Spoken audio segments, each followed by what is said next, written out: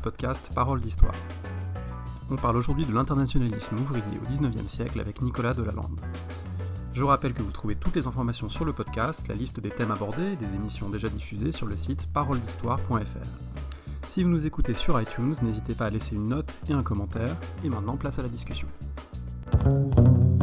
Je suis avec Nicolas Delalande, bonjour. Bonjour. Qui est professeur au Centre d'Histoire de Sciences Po et qui vient de publier un livre qui s'appelle La lutte et l'entraide, l'âge des solidarités ouvrières au Seuil dans la collection L'Univers historique.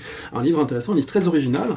Original aussi parce qu'il revisite une historiographie qu'on pouvait penser un peu moribonde, l'historiographie de l'Internationale ouvrière, une historiographie qui avait été très active dans les années 60-70 et puis qu'on pensait un petit peu délaissée. Là, elle est relue et elle est relue notamment avec de nouvelles questions, avec de nouveaux outils intellectuels, notamment ceux de l'histoire transnationale. Alors on va essayer de parler de cet ouvrage et de son intérêt, de son importance. En commençant peut-être par vous demander comment vous êtes venu à ce projet, puisque vous aviez écrit une recherche sur le consentement à l'impôt, le rapport à l'impôt des Français. Alors comment on passe de l'histoire de l'impôt, de la fiscalité, du rapport à l'État, à cette histoire de l'internationale ouvrière, des solidarités ouvrières? Alors c'est vrai que j'ai commencé à m'intéresser du point de vue de l'État, mais en posant la question de ses interactions avec la société, la manière dont avait été négocié son pouvoir de taxation.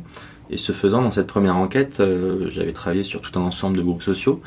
Et j'avais notamment été étonné du fait que pendant une longue partie de la fin du XIXe siècle, beaucoup de mouvements situés à la gauche du spectre politique, des traditions ouvrières, socialistes ou anarchistes, en fait, étaient assez indifférentes, voire hostiles vis-à-vis de la redistribution par l'impôt.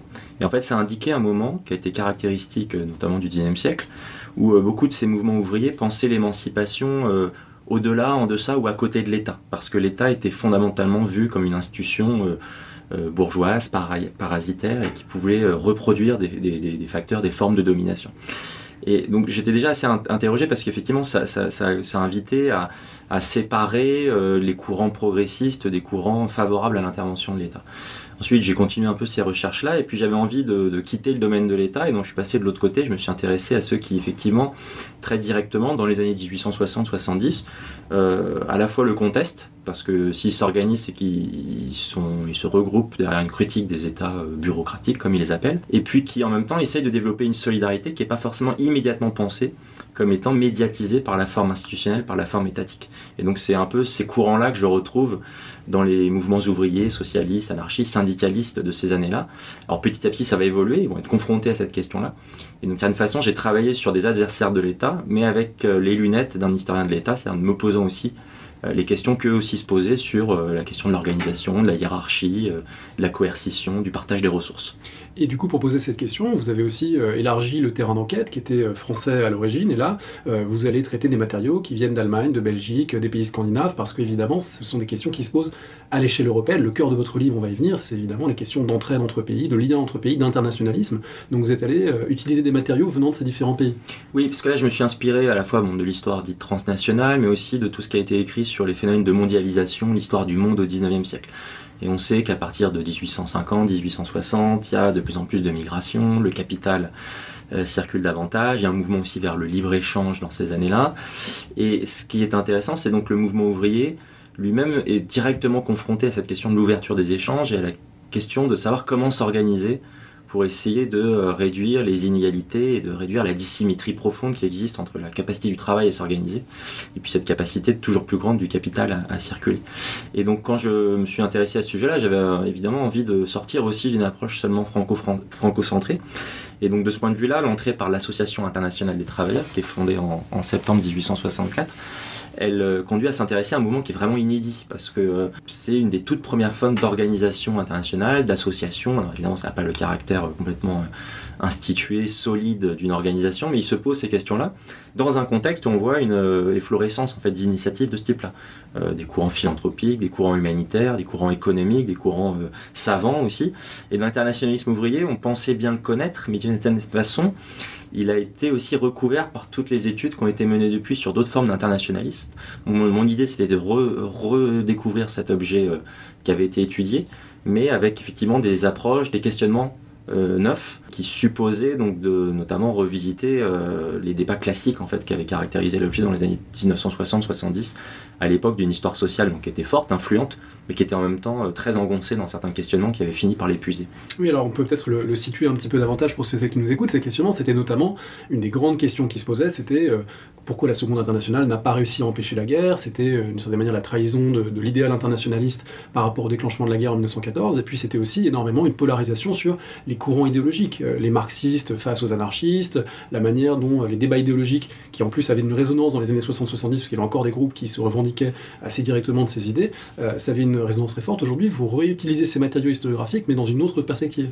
Oui, alors il y avait deux prismes qui étaient très forts. Il y avait le prisme idéologique, parce qu'en fait c'était une histoire vive, une histoire vivante, et travailler sur ces questions-là dans les années 50, 60, 70, c'était s'inscrire et rejouer des divisions qui s'originaient dans ce moment historique. C'est-à-dire, qu'est-ce que ça veut dire être plutôt socialiste, individualiste, collectiviste, anarchiste libertaire.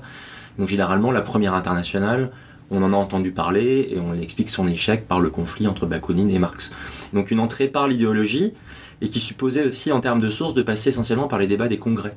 Donc de voir ces grands messes en fait, de l'internationalisme ouvrier, qui étaient vraiment inédites par leur ampleur, le nombre de militants qu'elles regroupaient, mais qui auraient été le lieu finalement de découverte de divisions insurmontables et de la création de cultures spécifiques de gauche, plus ou moins libertaires, collectivistes, qui ensuite se retrouvent tout au long du XXe siècle. Donc dans les années 50-60, on rejouait sans cesse le conflit entre les marxistes, donc plutôt les marxistes-léninistes qui allaient essayer de trouver des origines à leur courant dans la Première Internationale, ce qui était une sorte de réinvention complète de cette expérience, qui était beaucoup plus horizontale, fédéralisatrice que ce qu'allait devenir par exemple la Troisième Internationale après 1920, et puis de jouer des conflits avec les anarchistes, héritiers de Bakounine, mais aussi avec Mazzini par exemple. Il y avait toujours cette opposition qui continuait, c'était une histoire vive et vivante. Le deuxième prisme qui était très fort, c'était de projeter sur cette époque la vigueur des cadres nationaux qui se sont imposés en fait seulement, notamment au tournant du XXe siècle et je dirais, avant, pendant et juste après la Première Guerre mondiale. C'est bien que ces organisations internationales, elles étaient élues essentiellement par l'opposition progressive qui allait durcir les relations entre eux d'un côté, une tendance social-démocrate allemande, suédoise, française, des Italiens, des Espagnols, et on allait essentiellement focaliser l'attention sur des subdivisions nationales qui effectivement deviennent de plus en plus prégnantes dans les années 1900-1910, c'est vrai. Donc l'internationalisme ménage une place très forte pour les catégories nationales, mais qui était beaucoup moins 50 ans plus tôt.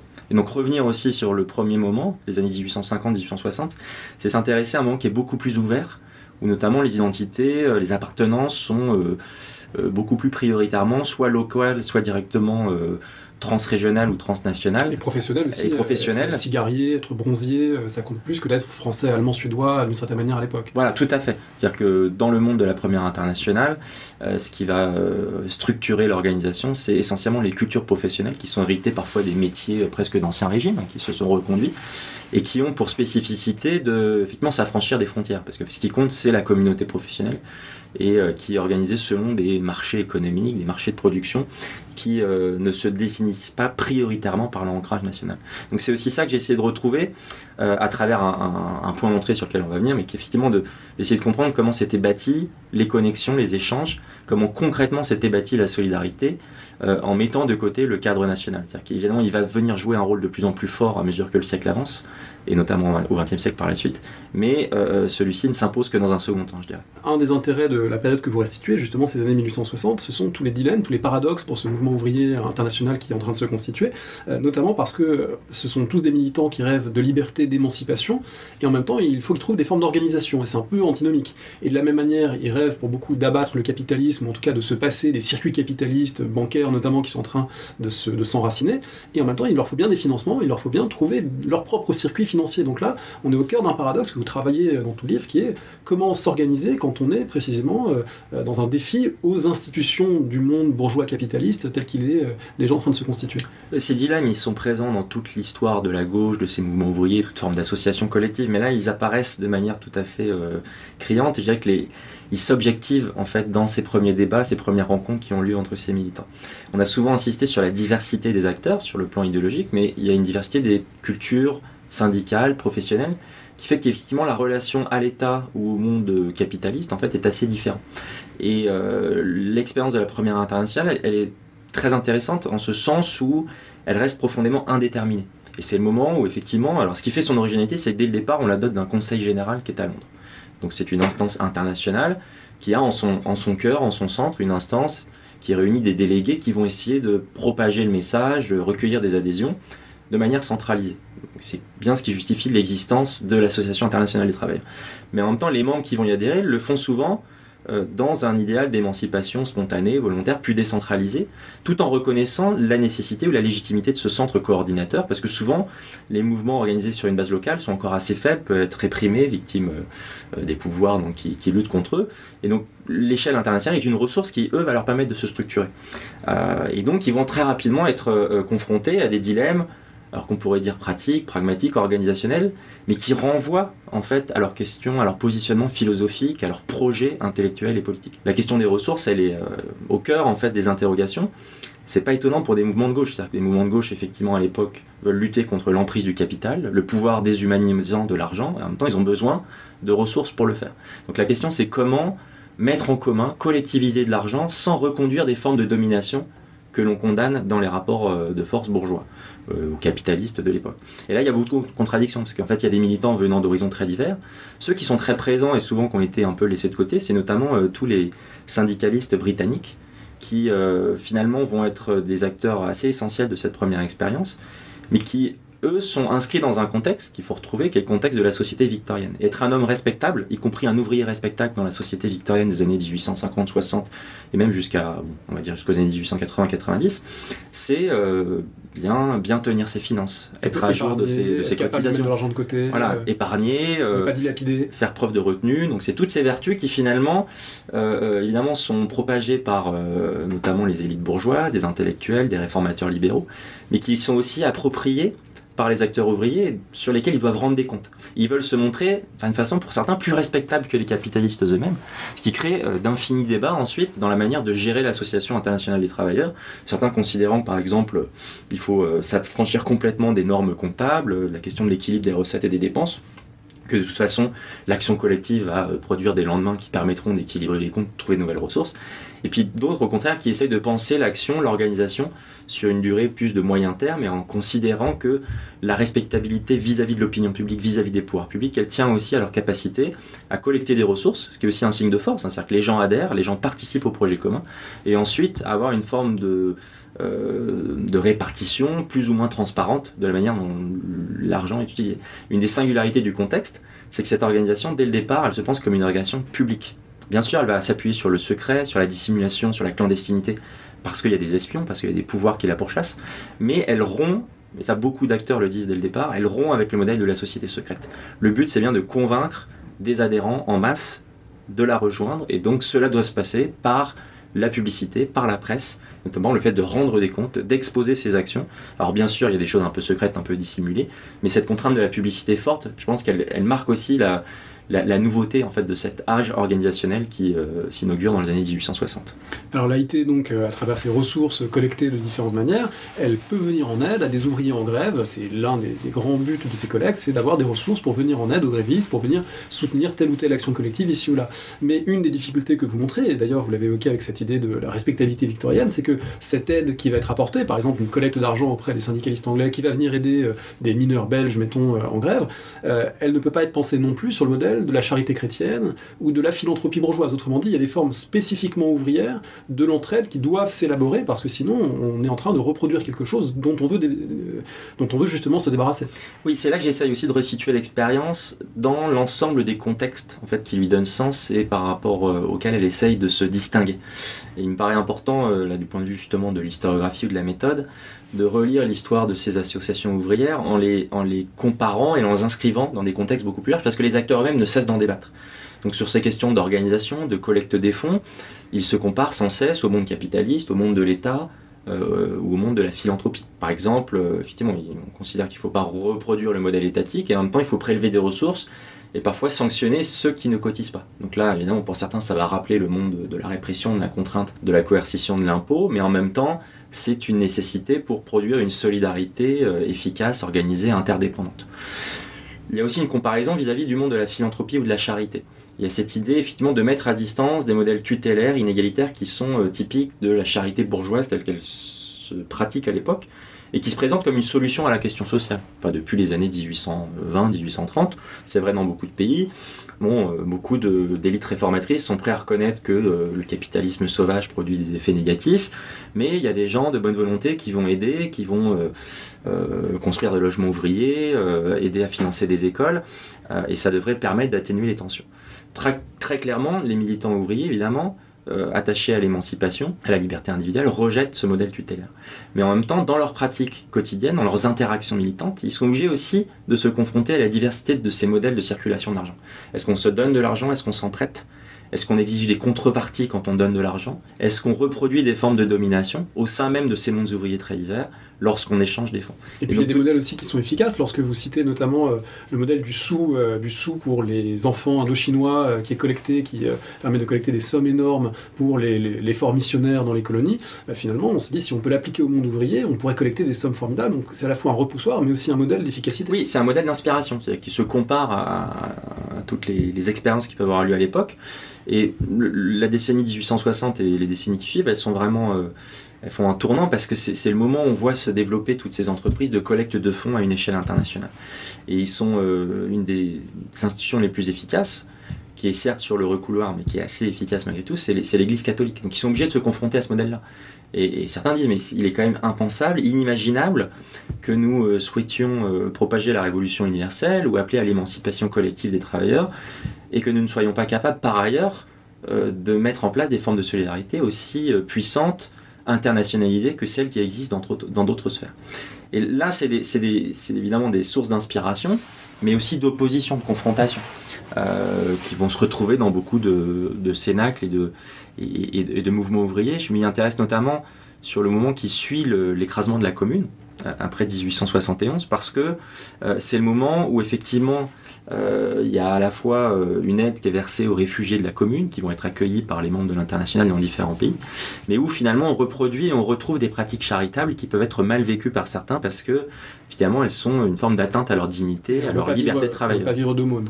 Voilà, ils ne veulent pas vivre d'aumône, ils sont dans certaines conditions extrêmes, en fait obligés de le faire, parce que c'est aussi des engagements dont ils savent qu'ils risquent d'être durement sanctionnés. Certains le payent de leur vie, d'autres d'une grande précarité, d'une misère, de la proscription, de la déportation. Mais lorsque se nouent les liens de solidarité auxquels je m'intéresse, ce que j'ai essayé de mettre en avant, c'est que la solidarité n'est pas un grand fleuve tranquille tissé de relations égalitaires interdépendantes. C'est-à-dire qu'en fait, on reconduit dans le geste même de la solidarité, possiblement, des formes d'inégalité ou de domination qui sont durement vécues et ressenties par ceux qui les reçoivent. Et donc une partie, ce que j'essaye de relire, c'est une partie des différents politico-idéologiques qui traversent ces mouvements, elle s'explique aussi en fait par la position qu'ils occupent dans les liens de solidarité qu'ils sont en train de construire. Un des exemples que je prends, mais on peut en discuter après, c'est notamment la question de l'importance du prêt en fait dans ce monde-là, qui pour le coup était une des grandes surprises de mon enquête, que je n'attendais pas du tout à trouver de manière si présente dans les relations que nouaient les communautés ouvrières entre elles. Du coup, le prêt, ce sont aussi les relations de crédit. Vous montrez justement que un des aspects inédits, peu connus de la pensée socialiste à l'époque, c'est finalement beaucoup plus que le renversement complet du capitalisme, l'idée que le prêt, le crédit entre ouvriers pourrait se substituer au circuit bancaire, au circuit de domination verticaux du capitalisme, une forme d'horizontalité de la circulation de l'argent qui serait émancipatrice pour tout le monde. Ouais, c'est une idée ancienne en fait, dont on trouve les premières traces dès les années 1820-1830. Très présente, c'est Saint-Simonien par exemple, on a des accents plus ou moins socialistes, libéraux ou autres, c'est très varié, et qu'on retrouve très fortement exprimé en 1848 dans les courants proudhoniens. En fait, cette idée, elle disparaît pas avec l'échec de 1848. Et c'est même une des idées qui est la plus débattue enfin, dans les sections, les congrès de la Première Internationale, parce qu'elle correspond assez bien à l'idéal d'une sorte d'émancipation autogérée. Avec cette idée qu'effectivement, en fait, à l'époque, les ouvriers ont assez peu d'argent à les placer dans des banques, donc ils sont par ailleurs assez méfiants. Par contre, de plus en plus, on commence à solliciter l'épargne des classes moyennes, ouvrières un peu moins, mais ça commence, avec cette idée notamment que l'épargne, effectivement, c'est des formes d'accès à l'indépendance économique, mais le plus souvent, les institutions qui vont essayer de lever l'épargne des populations, c'est les caisses d'épargne contrôlées par les élites bourgeoises, ou bien les États qui de plus en plus émettent de la dette publique. En fait, c'est le moment où on commence, il y a plein de discours, hein, que si vous voulez finalement gérer votre argent, mon père de famille, eh bien placez-le dans des titres, des obligations publiques, ça vous donnera une sécurité vers l'avenir. Et à l'échelle des entreprises, c'est souvent les patrons qui organisent des caisses de prévoyance, qui captent aussi l'épargne ouvrière à leur détriment, voilà, en quelque sorte. Et donc c'est une prévoyance qui se fait sous tutelle. Et donc ce qui est très fort et qui explique la vigueur en fait, de cette idée du crédit public, du crédit gratuit, en fait, qui est abondamment débattu, c'est cette idée de mettre à la disposition de l'ensemble de ces sections ouvrières des circuits financiers qui permettent de faire l'économie de ces institutions bourgeoises, dominatrices, qui ont tendance à capter la ressource ouvrière au détriment de l'action collective. Ensuite, cette idée du crédit, effectivement, elle s'appuie sur des pratiques qui de plus en plus sont pensées à une échelle internationale. Et lorsque des grèves éclatent, on en a parlé, c'est un des grands moments où peut s'exprimer la solidarité. Alors on sait que souvent ça prend la forme de l'ouverture d'une souscription. La souscription, c'est vraiment une forme bien routinisée à cette époque-là, classique de l'action politique collective au XIXe siècle. Ça peut être pour soutenir une cause individuelle, collective, dénoncer une injustice, et de plus en plus ça va devenir une routine de l'action ouvrière, c'est-à-dire qu'il y a une grève, il faut venir en aide aux ouvriers, à leurs familles, à leurs femmes, à leurs enfants, parce qu'il faut qu'ils tiennent. Et pour ça, ils ont besoin de ressources extérieures, s'ils n'ont pas été en mesure de suffisamment épargner pour anticiper le conflit. Et là, dans ce qu'on voit apparaître, si on regarde très précisément les pratiques qui ont cours, et ça j'en avais trouvé peu de traces en fait, dans les ouvrages qui avaient été consacrés, on voit qu'on distingue très clairement l'argent qui est prêté de l'argent qui est donné. On va donner de l'argent, indubitablement, on peut donner de l'argent en disant voilà je donne à la cause, mais en fait c'est idéologiquement moins valorisé que le fait de se prêter de l'argent, parce que le prêt est vu comme une des formes de l'échange qui va créer l'interdépendance, qui va créer la réciprocité et qui ménage une forme de statut, de traitement plus égalitaire entre celui qui reçoit et celui qui prête. Et donc le grand espoir des animateurs de ces courants, c'est de considérer que le crédit gratuit, donc c'est un crédit sans intérêt, donc là il y a une dimension très nettement anticapitaliste qui est poursuivie, rêvée, idéalisée, va permettre petit à petit et par percolation en fait, de développer ces relations solidaires. Donc ça correspond à des pratiques réelles et ça correspond aussi à fait, des choses qu'on va retrouver jusqu'au début du XXe siècle.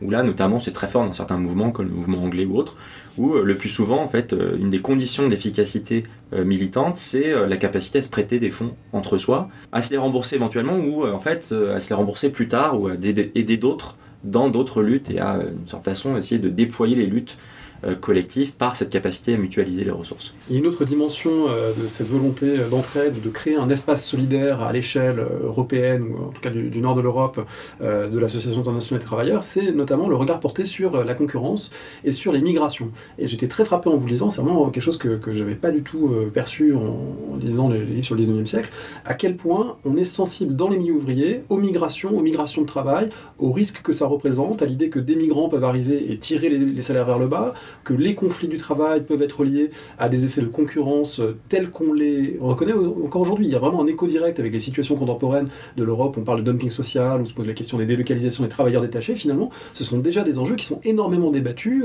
y compris on trouve des modes d'action pour essayer d'empêcher que dans tel pays, les salaires plus bas influent négativement sur les conditions de travail. Par exemple, les ouvriers anglais ou les ouvriers allemands, il y a une conscience très très vive de ces enjeux.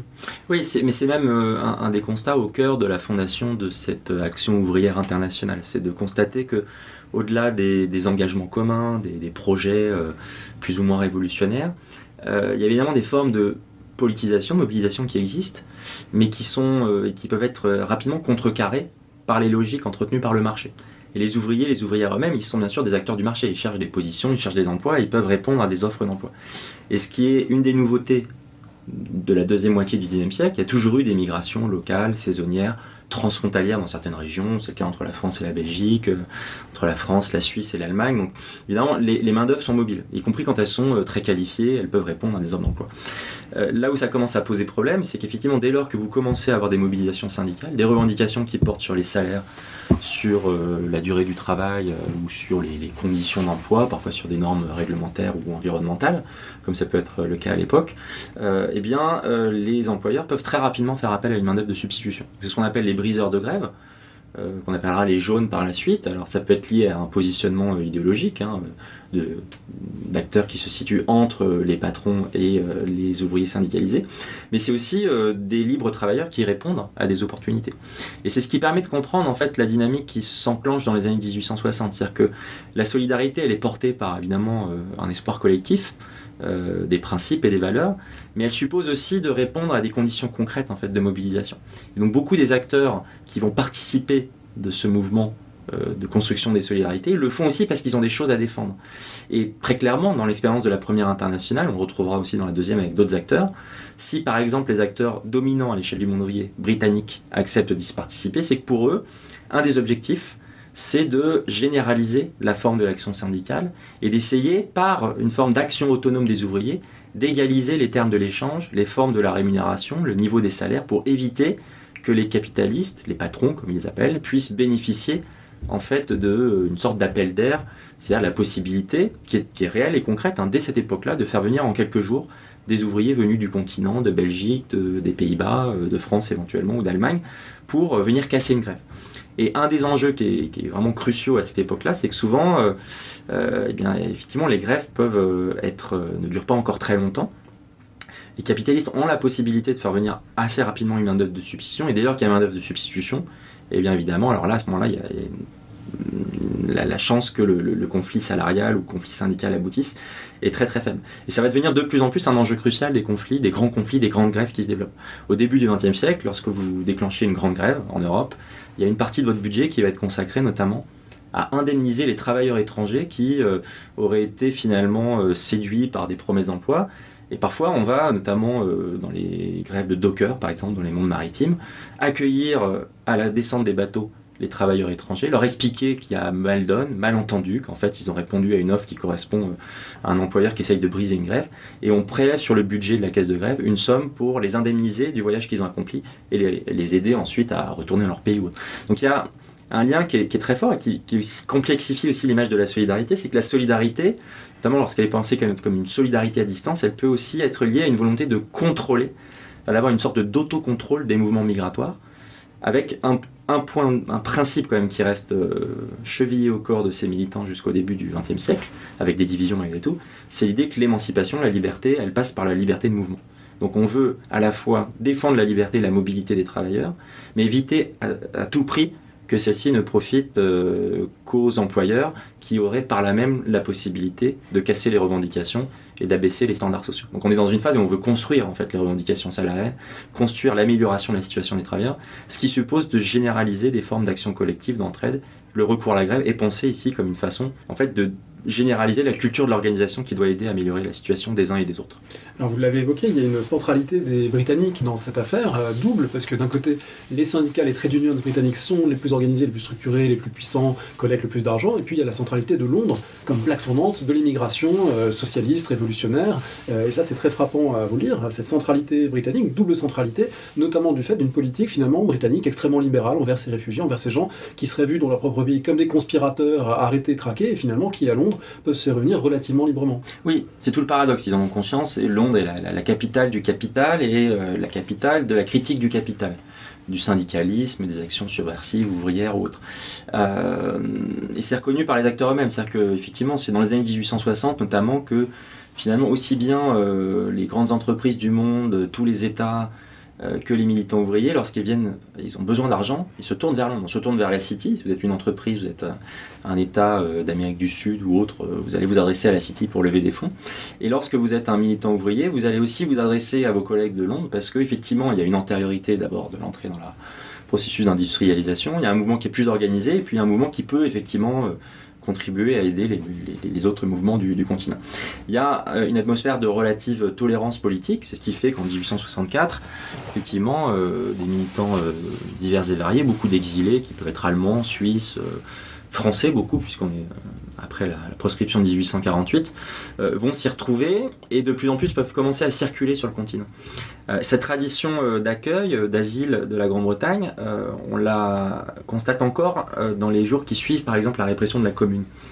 On sait que le gouvernement français, le gouvernement de Versailles en fait, a voulu essayer de criminaliser en fait, l'ensemble du mouvement communard et d'essayer d'obtenir de la part de ces pays voisins, limitrophes, notamment l'Angleterre, la Belgique et la Suisse, qu'ils expulsent les militants qui avaient trouvé refuge chez eux.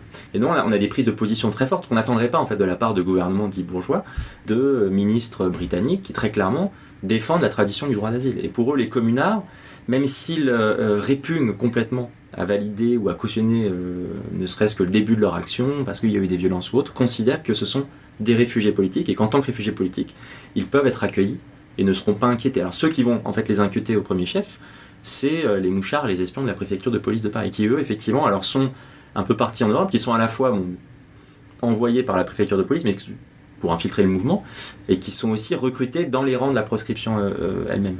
Ce qui là aussi renvoie à une histoire finalement du dénuement de ces militants qui souvent finalement vont aussi céder à des tentations, à des demandes de fournir des renseignements parce qu'ils ont besoin d'une forme de subsistance. Mais il y a effectivement un moment qui en fait s'origine dès les années 1820 où Londres, de ce point de vue-là, Bruxelles également, Genève aussi, la Suisse, sont quand même des lieux assez accueillants pour l'ensemble de ces militants subversifs révolutionnaires qui vont continuer de s'y installer et qui sont assez peu inquiétés pour leurs opinions politiques sur place.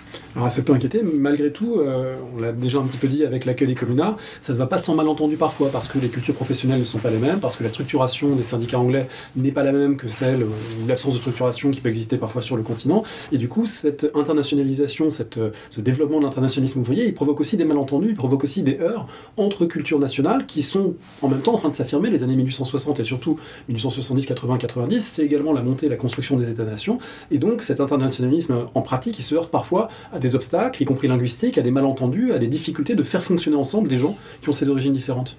Oui, c'est une entreprise extrêmement difficile, pavée de nombreux pièges, et dont les militants ont conscience eux-mêmes. Je pense qu'effectivement, il faut éviter à tout prix d'idéaliser la construction de la solidarité, notamment parce que ces militants associatifs, ouvriers ou autres, eux-mêmes savent très bien que tout l'enjeu consiste certes à proclamer une forme d'empathie universelle, mais à dépasser tout un ensemble de malentendus potentiels, de conflits, de divisions qui peuvent être dures et profondes. Il y a effectivement des choses très concrètes et pratiques qui sont les formes d'incompréhension linguistique qui peuvent s'exprimer notamment lorsque ces gens vont se retrouver dans des congrès, des sections. Et lorsqu'on travaille sur ces textures-là, on voit très bien qu'en fait, il y a parfois des désaccords qui sont encore accentués par une difficulté de communication. Et puis ensuite, il y a de plus en plus des formes de confrontation sur des modèles de politisation, des formes de culture politique qui vont se dissocier de plus en plus nettement. Le chapitre que je consacre effectivement à l'accueil des réfugiés, communards allant vers Londres, il permet de confronter justement d'un côté l'espoir que l'association internationale soit une grande fraternité universelle, et puis la dure réalité en fait des interactions concrètes. Lorsque ces gens se rencontrent, très, très concrètement, on veut certes bien les aider quand on est britannique, mais à condition qu'ils apprennent l'anglais, ou à condition qu'ils cherchent du travail, à condition qu'ils mettent de côté leurs positions les plus radicales ou autres. Et donc finalement, ça va aussi produire une forme de désenchantement, alors qu'il n'y a pas du tout une invalidation de cette expérience, mais qui est une forme d'élucidation de toutes les difficultés sous-jacentes à la construction de la solidarité. On peut le retrouver ensuite dans d'autres lieux, d'autres instances, avec effectivement une réalité qui est de plus en plus nette dans les années 1880-90, où là, pour le coup, le prisme national devient de plus en plus présent, notamment dans les congrès internationaux, par exemple. De plus en plus, les acteurs vont se regrouper ou se penser comme étant les visages, les figures d'une culture nationale spécifique, avec de plus en plus, donc on va créer un peu des stéréotypes sur des Français plus anarcho-syndicalistes, des Anglais réformistes, mais de plus en plus compromis avec le libéralisme, des Allemands ou des Scandinaves à la fois disciplinés, très organisés, mais perdant la fibre révolutionnaire par leur souci même permanent de l'organisation et de la préparation d'une lutte à venir qu'ils ne mènent jamais. Alors c'est dans ce nouveau contexte-là, donc des années 1880-90 et de la Seconde Internationale, notamment que la grève générale est débattue et fait l'objet d'appréciations différentes en fonction de ces traditions nationales ou de ces modes d'action spécifiques à chaque espace qui commencent à s'affirmer de plus en plus. Elle est plutôt prisée par les Français et plutôt critiquée par d'autres.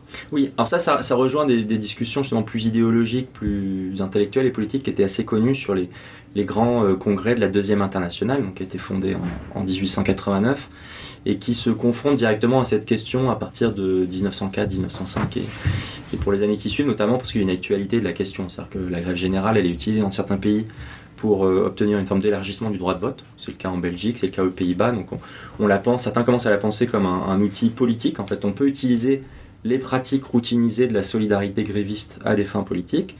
D'autres l'utilisent à des fins plus révolutionnaires, donc ça apparaît en 1905 avec la Révolution russe et le début des grandes réflexions de Rosa Luxembourg à ce sujet. Et puis il y a aussi, depuis le début des années 1890, tout le courant anarcho-syndicaliste qui voit dans la grève générale le moment de vérité en fait, de déstabilisation, de renversement du régime capitaliste, et donc, qui envoie un peu la figure du grand soir révolutionnaire. Le paradoxe, c'est qu'il y a tous ces débats idéologiques, mais ils se greffent ensuite sur des pratiques. Pourquoi on débat à ce point de la grève générale? C'est qu'en fait, effectivement, il y a des pratiques solidaires, des formes d'organisation sociale de la grève qui sont devenues très efficaces, qui parfois se soldent par des échecs cuisants.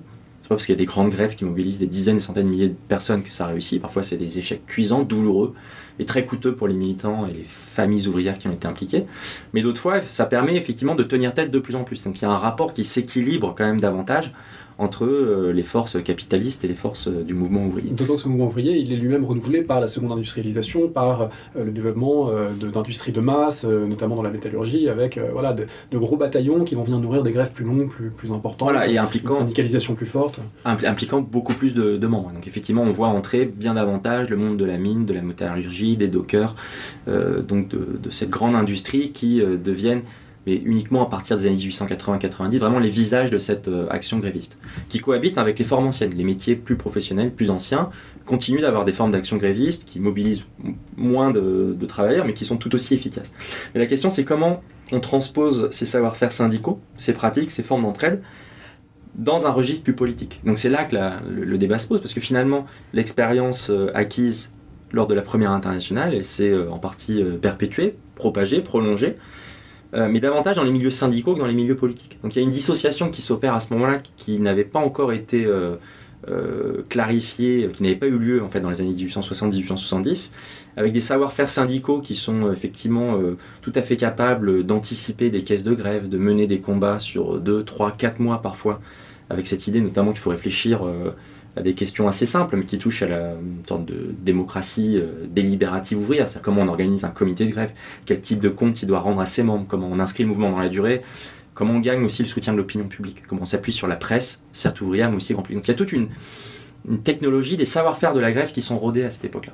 Donc le moment où ça bascule, c'est le moment où certains se disent « mais oui, mais cette technique-là, il faudrait qu'elle soit mise au service d'une action beaucoup plus subversive ». D'où l'émergence du débat sur la grève générale, et qui va aussi recouper des tensions entre ceux qui considèrent que ça doit rester justement un savoir-faire purement syndical, et ceux et celles qui considèrent que ça doit pouvoir être mis au service d'une action politique, éventuellement révolutionnaire.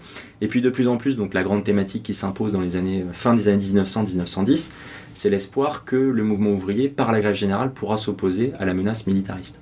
Donc on essaye de lier ensemble antimilitarisme et action et recours à la grève générale, ce qui là pour le coup effectivement est le grand échec qu'on connaissait déjà, mais qui est le grand échec des années 1910, dans le sens où ce grand soulèvement généralisé finalement n'est pas mis en place et échoue dans les années 1913-1914 en dépit de nombreux projets, de réunions, de congrès extraordinaires. Il n'y a pas de tel mouvement qui éclate en juillet 1914 pour s'opposer à la levée en masse. Avant la Grande Guerre, il y a aussi une autre caractéristique de cette seconde phase que vous avez abordée, qui est d'autres horizons géographiques. La centralité britannique est un peu moins forte, et puis ce sont de nouveaux horizons, c'est la montée en puissance du syndicalisme et du mouvement ouvrier aux États-Unis, et puis avec d'ailleurs des interactions et ce registre de la souffrance, de l'empathie à distance très important avec le massacre de Haymarket qui donne naissance au 1er mai et qui a une résonance considérable en Europe. Donc là on voit que, y compris à de grandes distances, les liens de solidarité, de compassion, d'empathie que vous avez décrits peuvent opérer. Et puis aussi se posent des questions nouvelles en lien avec la montée des impérialismes européens, c'est-à-dire est-ce que l'empathie pour le sort de l'ouvrier qui est son semblable, il peut s'étendre à l'ouvrier chinois, à l'ouvrier japonais, à l'ouvrier africain. Ça c'est des questions qui commencent à se poser dans ce mouvement ouvrier de la fin du 19e, début du 20e siècle. Oui, il y a clairement un redéploiement de la géographie des solidarités entre le moment 1860-1880 puis le moment 1880-1914.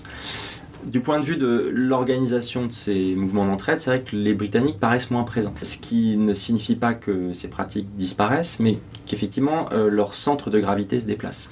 Et il y a un moment donné, dans les années 1880-1890, on sait que les migrations sont massives vers l'Amérique du Nord, l'Amérique du Sud, bon, massivement vers les États-Unis, mais aussi vers l'Argentine et d'autres pays. Et donc là, on a des formes d'organisation collective, syndicale, ça a parfois été oublié, mais qui sont extrêmement puissantes, nombreuses, qui vont elles aussi adopter ce langage de la solidarité universelle, les pratiques aussi, en ayant toujours aussi au cœur de leur réflexion cette question d'émigration et de la possibilité de canaliser l'immigration pour éviter qu'elle joue contre les intérêts de la classe ouvrière. C'est en partie ce qu'on voit donc, dans un syndicat très puissant aux États-Unis jusqu'au milieu des années 1880 qui s'appelle les Chevaliers du Travail et qui très clairement dans les années 1880 essaie de penser son action à une échelle nationale. Il réunit près d'1 million de travailleurs, donc c'est une organisation colossale. On est sûr qu'il n'y a pas eu de socialisme aux États-Unis. Bon, c'est un texte célèbre de Werner Zandbart au début du XXe siècle, mais il y a eu des formes d'action ouvrière massive à cette époque-là et qui ont contesté ce qu'on appelle notamment l'ordre du Gilded Age, en fait, ce libéralisme sans limite, sans frein, sauvage qui caractérise le monde inégalitaire de la fin du XIXe siècle. Ils pensent leur action à l'échelle nationale, mais ils la pensent aussi à une échelle internationale, parce qu'en fait ce mouvement-là, il est entièrement composé de bataillons d'ouvriers qui viennent d'un peu partout dans le monde. Alors, beaucoup d'Europe, mais ils sont aussi confrontés à une question qui est cruciale si on regarde la question du point de vue des États-Unis, c'est que fait-on des ouvriers noirs américains, donc affranchis. Alors on sait que ça suscite aussi la question raciale, en fait, est déjà un sujet de division, bien sûr, au sein de ces mouvements syndicalistes. Et puis, ça descend aussi la géographie, parce qu'il y a toute une part des migrations qu'on a eu parfois tendance à oublier quand on se focalise sur l'axe atlantique. C'est toutes les migrations venues d'Asie. Alors, venues d'Asie vers la côte pacifique des États-Unis, mais aussi, finalement, ils commencent à débattre aussi toutes les migrations internes au continent asiatique ou vers l'Afrique, avec la question du travail contraint, de ce qu'on appelle le travail sous contrat, en fait le contract labor, qui est une forme de travail finalement sous fortes conditions de domination, qui est aussi débattue en fait par ces mouvements-là. Et là, ce qu'on voit apparaître dans notamment les discussions internationales de ces mouvements, c'est des tendances assez fortes au protectionnistes, notamment de la part des pays en fait de forte immigration. Parce que tout en cultivant un discours de valorisation de la solidarité ouvrière internationale, de plus en plus, les organisations représentatives du monde syndicaliste et ouvrier américain, argentin, ou alors aussi parfois d'Afrique du Sud, l'ensemble des possessions en fait, du Commonwealth, enfin ce qui va devenir le Commonwealth australien, finalement vont commencer à élaborer des distinctions très fines, très subtiles entre des ouvriers qui sont assimilables et d'autres qui ne sont pas assimilables.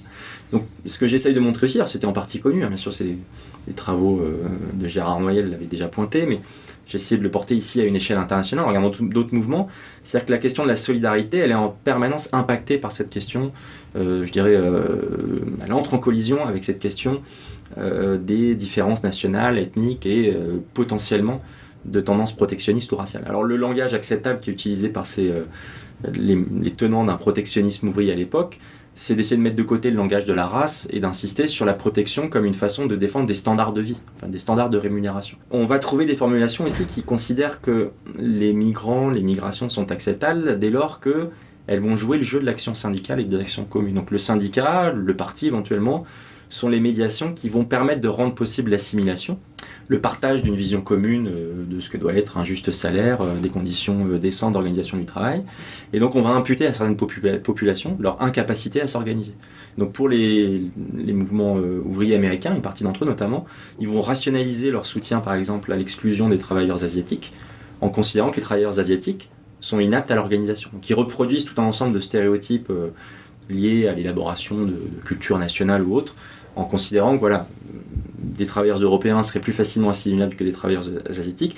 Et puis au sein des travailleurs européens, on va bien sûr discriminer selon qu'ils viennent du nord, de l'est ou du sud de l'Europe, donc avec des variantes nationales qui de plus en plus vont s'inscrire dans les discours et les pratiques de construction de ces solidarités syndicales au tournant du XXe siècle.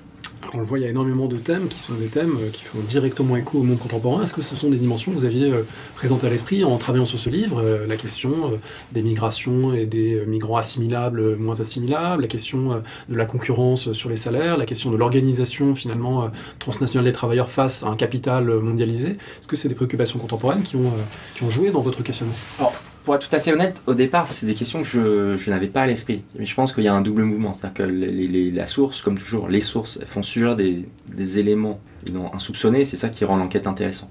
Et la plupart des pratiques là, sur lesquelles je converse depuis tout à l'heure, ce sont des choses que j'ignorais véritablement.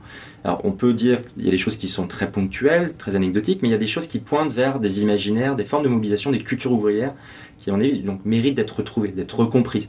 Donc le prêt, le crédit, c'est des choses, ça peut paraître parfois, effectivement, on y passe. On voit quelques citations dans tel ou tel document, on passe assez vite en disant bon ça c'était les élucubrations de ceux qui ont perdu cette histoire.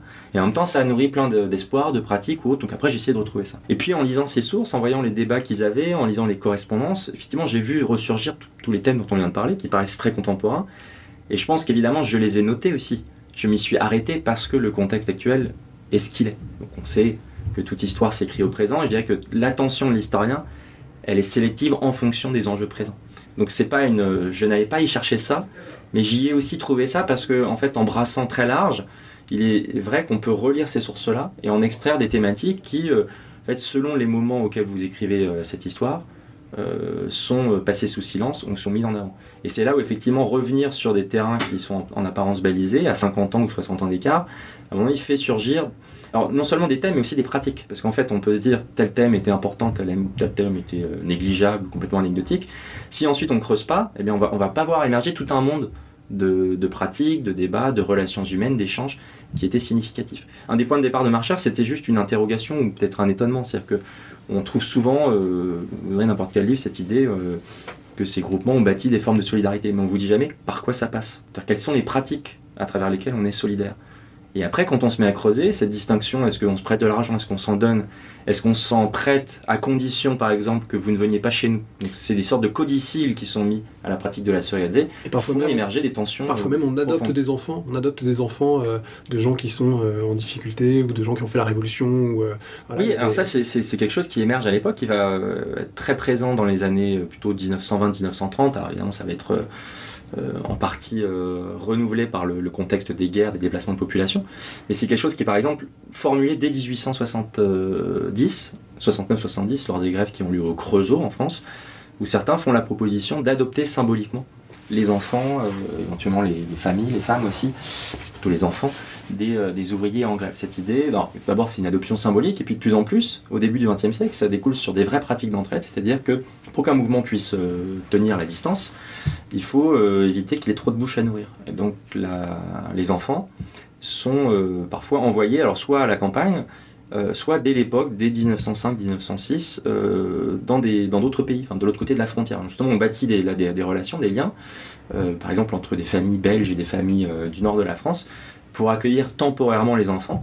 Et c'est ce qu'on appelle à l'époque, et là aussi il faut être attentif à la terminologie, c'est un terme qui, pour le coup, la surprend quand on le voit dans les sources, on parle d'exode des enfants. Et c'est pas un exode qui est subi, c'est un exode qui est pensé comme une chose qui va être organisée, anticipée, parfois très longtemps en avance. Il y a un cas sur lequel je me suis appesanti parce qu'il est très documenté et il est fascinant. Lorsque les Belges, notamment le Parti ouvrier belge, les syndicats ou autres qui sont très unis pour obtenir une ouverture du droit de suffrage, qui est encore conditionnel à cette époque-là, parce qu'il y a beaucoup de restrictions en 1913, donc ils annoncent qu'ils vont faire une grande grève générale pour cela. Ils l'annoncent à l'avance, donc ils disent dans 2 mois nous ferons la grève, nous allons mobiliser le plus possible d'ouvriers, d'ouvrières de ce pays, éventuellement une association avec les classes moyennes qui feront bien nous soutenir. Et donc pour anticiper le conflit, ils créent des commissions, commission des finances, commission de l'entraide, commission de la solidarité, et un des enjeux c'est de recruter des familles qui vont pouvoir accueillir les enfants des grévistes. Et cette pratique, en fait, elle s'expérimente, elle se teste à cette époque-là, à petite échelle, et elle va devenir beaucoup plus massive dès 1919-1920. Il y a plein d'organisations communistes ou non communistes en fait, qui vont recourir à cette pratique-là. Et puis le moment, en fait, on la retrouve très clairement dans des contextes davantage guerriers, en fait, où on va justement adopter des pratiques développées en cas de grève dans des situations beaucoup plus dramatiques. C'est lors de la guerre d'Espagne, donc c'est quelque chose qui a été bien mis en valeur par notre collègue Célia Keren, où effectivement là, on va accueillir des enfants de républicains espagnols, et là où on voit qu'il y a une forme de trace, de rémanence de ces mobilisations passées, ça va passer essentiellement par l'usage des ressources militantes, des syndicats, de la CGT, des milieux associatifs aussi, qui ont la capacité et la mémoire en fait de ces pratiques d'accueillir des enfants plus ou moins temporairement, ce qui va créer aussi, là aussi pas exactement le sujet de mon livre, mais c'est en partie cette histoire, ça crée ensuite des dilemmes. C'est-à-dire que comment on répartit ces enfants, pour combien de temps on les accueille. Une partie du drame de ces enfants, c'est qu'ils sont accueillis en 1936, mais qu'au moment où l'effort solidaire se tarit, parce qu'un mouvement de solidarité, ça peut s'inscrire dans la durée, mais souvent il y a une forme de tarissement, d'épuisement des solidarités, où on change de cause. La concurrence des causes, c'est quelque chose qu'on observe aussi à plein à ce moment-là. Il y a une partie des enfants qui vont être envoyés en Espagne, avant même en fait la toute fin du conflit, donc certains vont refranchir la frontière dans l'autre sens, lors de la retirada. Donc c'est des trajectoires effectivement humaines qui deviennent donc caractéristiques du XXe siècle, avec l'ampleur des conflits géopolitiques, des luttes idéologiques, mais au sein desquelles en fait les pratiques expérimentées, un peu donc inventées à la fin du XXe siècle, ont un rôle à jouer, parce que les acteurs syndicaux et associatifs en fait sont des parties prenantes de ces mouvements collectifs de politisation et de solidarité. Alors on comprend, il y a tous ces enjeux qui rejouent donc au XXe siècle sous d'autres modalités. Vous l'évoquez dans les derniers chapitres de votre ouvrage, notamment à l'époque du Comintern, qui est aussi une autre forme d'institutionnalisation très différente évidemment de la solidarité internationale. Pour tous ces enjeux, donc on renvoie évidemment au livre La lutte et l'entraide, l'âge des solidarités ouvrières. Est-ce que pour terminer, on peut proposer un conseil de lecture à ceux et celles qui nous écoutent pour prolonger la discussion qu'on vient d'avoir? Alors, je vais être assez classique, finalement, je vais donner une référence d'histoire, parce que je le dis spontanément, mais une des associations, moi, qui m'a vraiment fasciné, sur laquelle j'ai pas travaillé directement, mais sur laquelle j'ai lu dans le cadre de cette recherche, c'est le Bund, le syndicat juif révolutionnaire, qui a été fondé dans les années 1890, dans l'Empire russe, en Pologne, en Lituanie, pour organiser les travailleurs juifs qui de plus en plus sont soumis à la migration, chassés par les pogroms, et puis qui vont s'installer dans le reste de l'Europe et jusqu'aux États-Unis. Et en fait, le Bund, c'est un réseau d'entraide diasporique qui a pour particularité d'être authentiquement transnational. Il ne se pense pas avec un centre, il n'espère pas conquérir un centre, ils sont très rapidement antisionistes, ils n'espèrent pas non plus s'installer quelque part. Et donc ils ont une vigueur des solidarités qui va précisément s'appuyer sur la densité de leur réseau et la longue distance de leur réseau. Et alors il y a des articles très savants qui sont très intéressants là-dessus. Un des historiens qui s'est récemment penché là-dessus, c'est Mark Mazauer. Donc c'est le livre que je conseille, dans un livre qu'il a consacré à l'histoire de sa famille, notamment de son grand-père, qui était un militant du Bund, un livre qui a été publié l'année dernière, qui sera sans doute publié en français, où il retrace en fait l'histoire un peu d'un monde perdu et d'un monde de perdants. Ce qu'il raconte, c'est que l'histoire de ces solidarités horizontales, diasporiques au sein du Bund, c'est une histoire qui va se prolonger jusqu'à la Deuxième Guerre mondiale. En retraçant la vie de son grand-père, il montre notamment comment celui-ci en fait réinvente sa vie dans les années 1920 à Londres, s'établit à Londres, et toujours en lien avec énormément de militants, avec des anarchistes ou autres, mais qui sont un peu les perdants de cette histoire parce qu'ils perdent à la fois face à la révolution bolchevique, qui instaure un modèle beaucoup plus centralisé en fait, bien sûr, et autoritaire, fait de construction d'une émancipation finalement qui va devenir en partie dévoyée, et puis qui ne trouvent pas véritablement leur place non plus dans les sociétés d'accueil, les sociétés capitalistes de ce temps-là. Donc c'est un monde en partie perdu, mais qui a une filiation qui est intéressante, je trouve, à redécouvrir, et qui est aussi une autre histoire du XXe siècle, un peu oubliée, mais qui est aussi porteuse en fait, d'espoir, qui était assez vigoureux, notamment en 1905, en 1917.